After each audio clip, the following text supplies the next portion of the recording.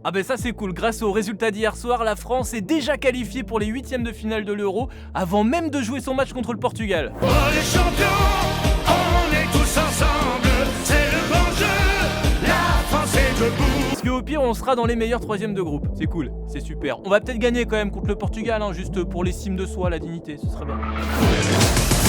Salut les sportifs, c'est Greg, vous êtes dans la frappe et l'infosport du jour à retenir, c'est le scandale du Chili à la Copa América.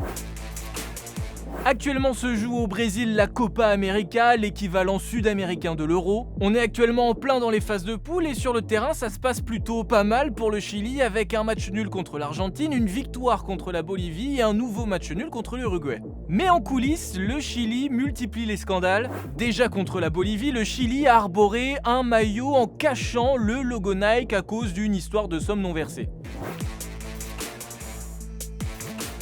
Mais surtout, le Chili est accusé d'avoir cassé la bulle sanitaire en faisant venir des femmes dans leur chambre d'hôtel. Et pas les leurs évidemment. 6 joueurs sont pointés du doigt et notamment la star de l'équipe et de l'Inter Milan, Arturo Vidal. Bon après ça a l'air d'être une petite tradition en Amérique latine puisqu'on se souvient de l'échauffement des joueurs mexicains juste avant la Coupe du Monde 2018.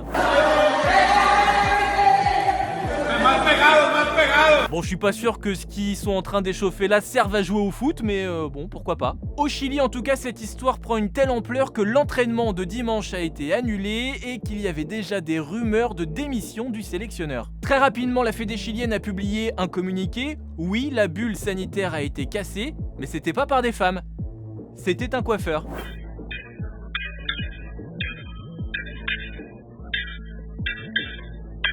Sa venue n'était pas autorisée, c'est vrai, mais apparemment il avait fait le test PCR et tout va bien. Et cette histoire a même été confirmée un petit peu plus tard avec une vidéo qui a fuité sur les réseaux.